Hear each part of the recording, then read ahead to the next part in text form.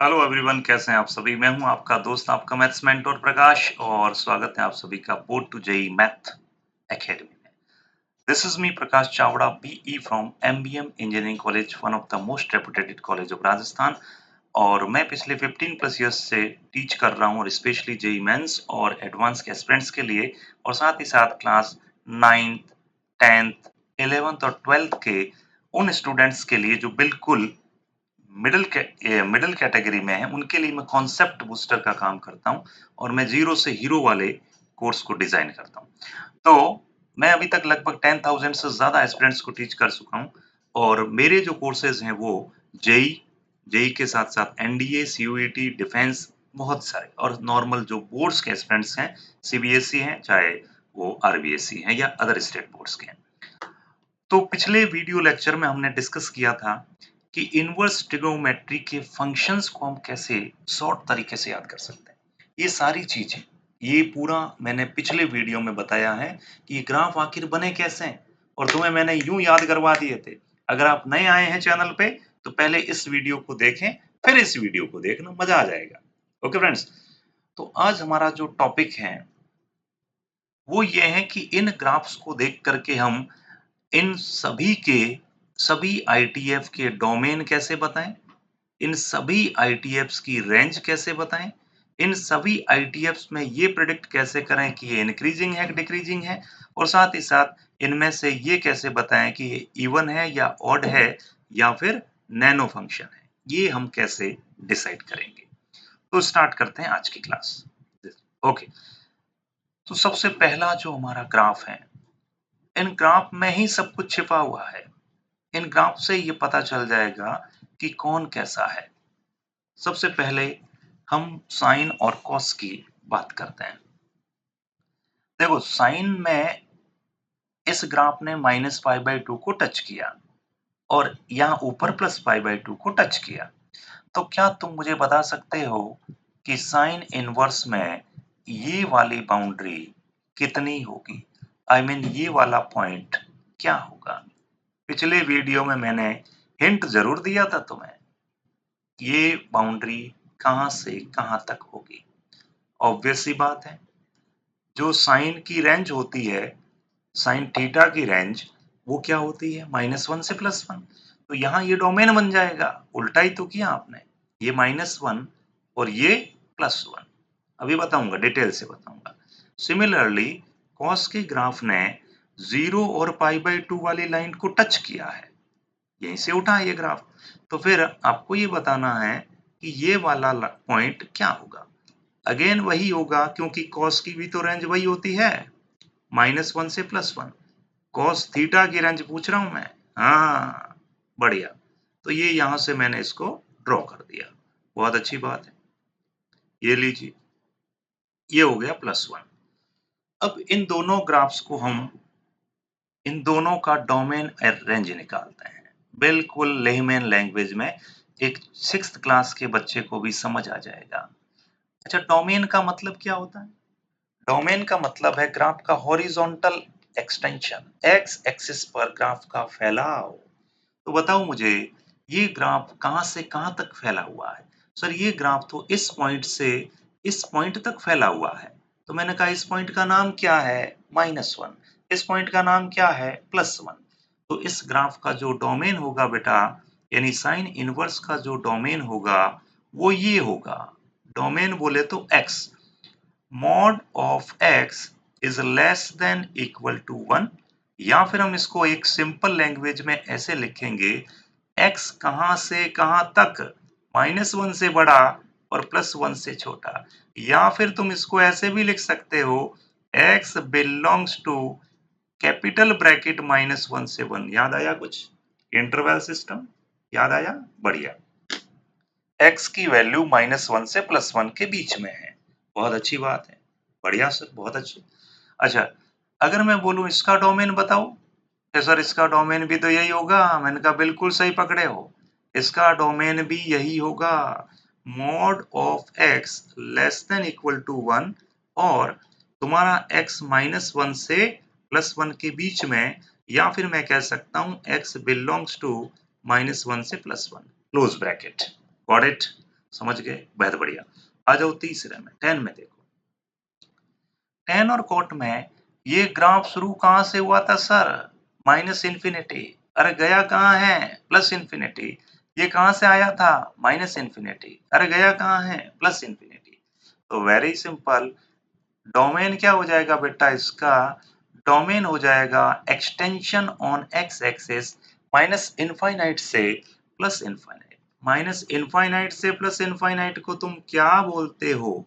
तुम आर बोलते हो। एक्स बिलोंग्स टू क्या? आर। Very good. अच्छा इसका डोमेन क्या होगा सर? अरे इसका डोमेन भी तो यही होगा। इसका डोमेन भी यही होगा, माइनस इनफाइनाइट से प्लस इनफाइनाइट, या फिर मैं क्या कह सकता हूँ? X belongs to R. Get. आओ आगे आओ, तीसरे में आओ। सर इसका ग्राफ किधर बना है? ध्यान से देखो बेटा, इसका ग्राफ माइनस इन्फिनिटी से आया था और -1 तक रुका, फिर वापस +1 से शुरू हुआ और प्लस इन्फिनिटी की तरफ चला गया। सेम इधर हुआ, माइनस इन्फिनिटी से आया और 1 पे आके रुक गया और फिर वापस -1 पे और +1 से शुरू हुआ और वापस इनफाइनाइट की तरफ चल पड़ा।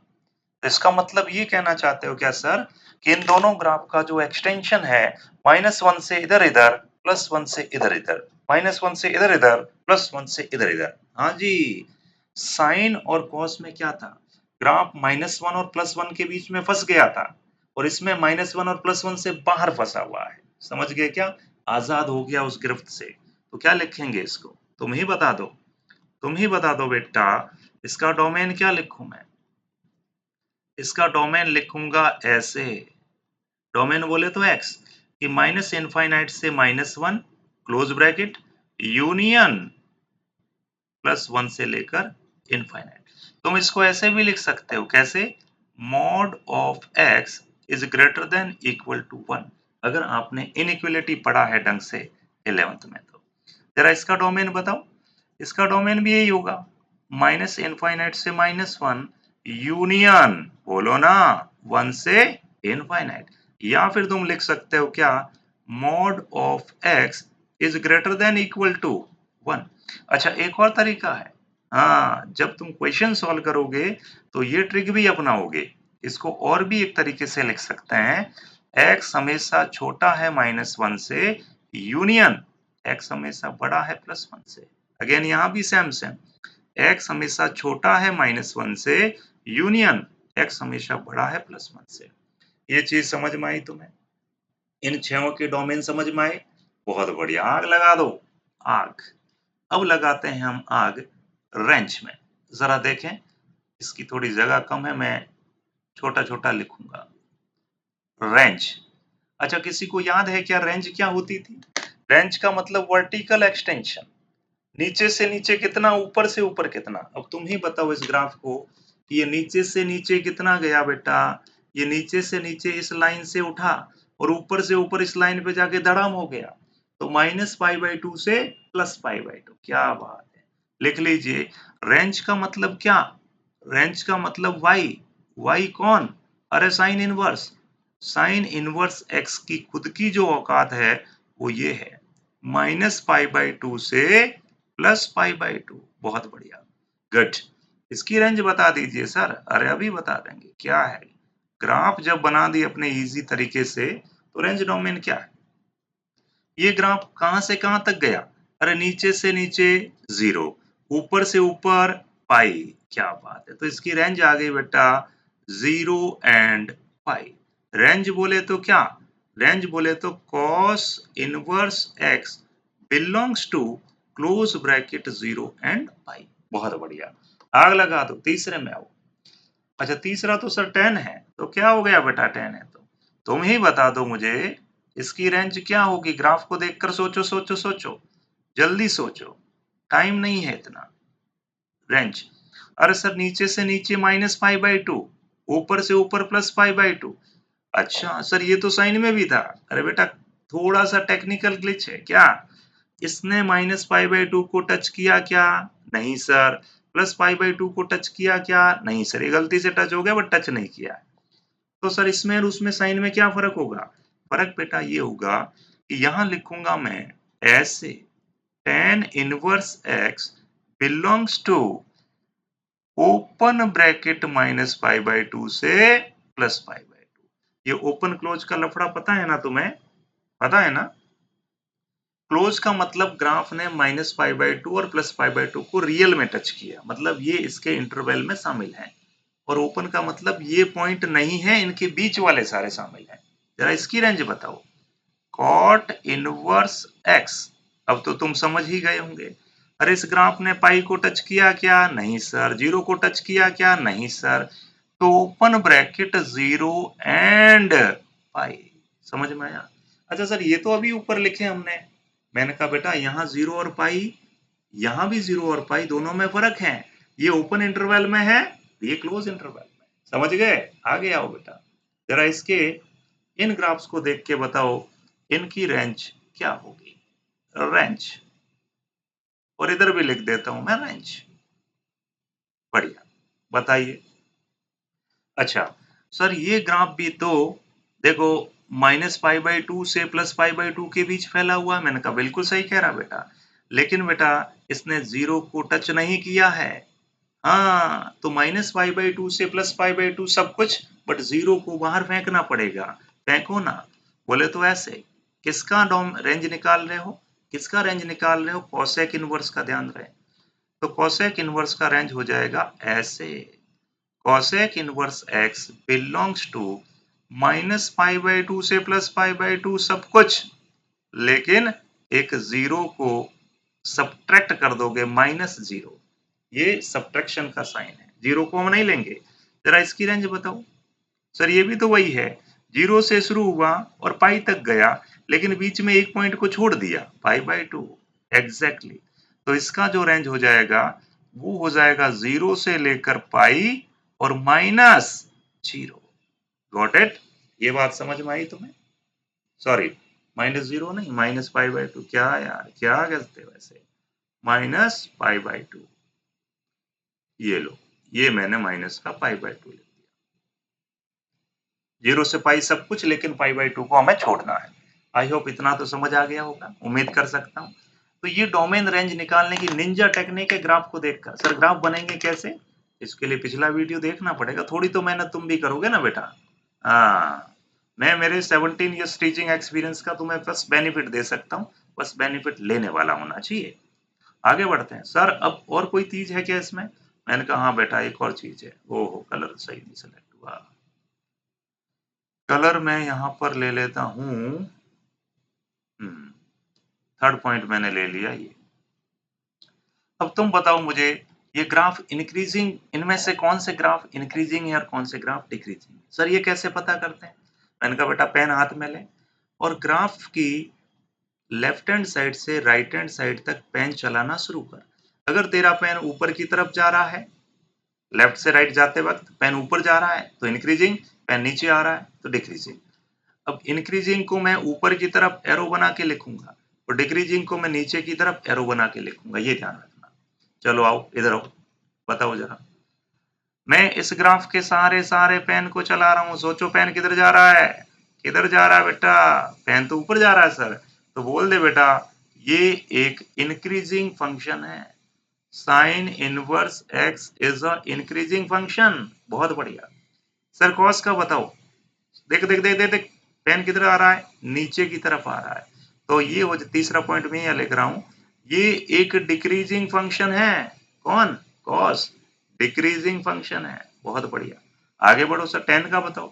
पेन चला पेन चला पेन चला, ये चला चला चला चला चला चला। सर ये तो ऊपर जा रहा है। तो मैंने कहा बेटा घबरा क्यों रहा है, ये भी एक इंक्रीजिंग फंक्शन है। इंक्रीजिंग। सर इसका बताइए। बिल्कुल बताते हैं। पेन चला पेन चला पेन चला, पेन कहाँ आ रहा है? नीचे की तरफ आ रहा है। नीचे आ रहा था, ये डिक्रीजिंग फंक्शन है। बहुत बढ़िया, ये डिक्रीजिंग फंक्शन है। आओ आगे आओ, पेन चलाओ फटाफट, पेन चलाओ। सर पेन तो नीचे आ रहा है, तो नीचे आ रहा है तो बेटा डिक्रीजिंग है। बिल्कुल, ये एक डिक्रीजिंग फंक्शन है। कौन? कॉसेक। आओ इसमें, पेन चलाइए पेन चलाइए पेन चलाइए, ऊपर जा रहा है। पेन चलाइए, पेन ऊपर जा रहा है सर, तो ये एक इंक्रीजिंग फंक्शन है। बिल्कुल, ये एक इंक्रीजिंग फंक्शन है। कौन? कौन? सेट। तो इंक्रीजिंग कौन कौन हुए सर? इंक्रीजिंग हुए बेटा साइन इंक्रीजिंग, फिर tan इंक्रीजिंग और फिर आपका cosec increasing, sorry sec increasing. Decreasing कौन कौन हुए sir? cos decreasing, cot decreasing और cosec डिक्रीजिंग। ये बात समझ में आ गई तुम्हें? कोई दिक्कत नहीं। Last and final point, even कौन सा और ऑड कौन सा, वो कैसे पता करेंगे सर? उसका भी एक तरीका है बेटा। देखो, अगर कोई ग्राफ का आधा पोर्शन, डिटेल से तो मैं यहाँ नहीं बता पाऊंगा, मैं अभी सिर्फ और सिर्फ इवन ऑड का कॉन्सेप्ट बता दूं। ये ग्राफ आधा फंसा हुआ है फर्स्ट क्वाड्रेंट में, सॉरी, और आधा फंसा हुआ है थर्ड क्वाड्रेंट में, फंसा हुआ है बिल्कुल। और ऐसा कौन सा ग्राफ हो सकता है? या ये भी है क्या? नहीं। ऐसे ग्राफ ढूंढो जिनका आधा एक्सटेंशन फर्स्ट क्वाड्रेंट में हो और आधा एक्सटेंशन थर्ड क्वाड्रेंट में हो। बोले तो एक ढोलकी फर्स्ट में और एक ढोलकी थर्ड में। हाँ जी, ये हो गया। और कौन सा हो सकता है? ये पड़ा आधा थर्ड में और आधा फर्स्ट में। ऐसे ग्राफ जिनकी आधी ढोलकी यानी एक ढोलकी फर्स्ट में हो और एक ढोलकी थर्ड में हो, उनको हम ऑड फंक्शन कहेंगे। क्या कहेंगे बेटा? Odd function. अच्छा, कैसे सर? ऐसे। तो ये हो जाएगा आपका ऑड, और कौन होगा ऑड? tan भी हो जाएगा आपका ऑड, और फाइनली एक हो गया आपका ये वाला cosec हो जाएगा ऑड। ये ऑड फंक्शन हो गया। अब ऑड का मतलब होता क्या? देखो, अगर कोई फंक्शन इस कंडीशन को वेरीफाई कर दें तो उस फंक्शन को कहते हैं हम ऑड फंक्शन। तो सर क्या इसका मतलब आप ये कहना चाह रहे हो कि sine inverse of minus x equal to minus sine inverse x होता है? मैंने कहा हाँ जी, मैं यही कहना चाह रहा हूँ। और ये तीनों जो फंक्शन है, कौन? साइन इनवर्स, और similarly tan inverse of minus x, ये भी क्या करेगा? Minus of tan inverse x करेगा। और similarly cosec inverse of minus x, ये भी होता है माइनस का cosec इनवर्स एक्स। तो ये तीनों मिलकर के ये एक ही कंडीशन सेटिस्फाई कर रहे हैं, इसलिए ये ऑड फंक्शन है। ऑड फंक्शन है। तो सर इवन फंक्शन क्या होते हैं? इवन फंक्शन वे होते हैं जिनमें अगर माइनस एक्स डालूं तो उनमें कोई फर्क नहीं पड़े, वो वापस प्लस एक्स ही बन जाए।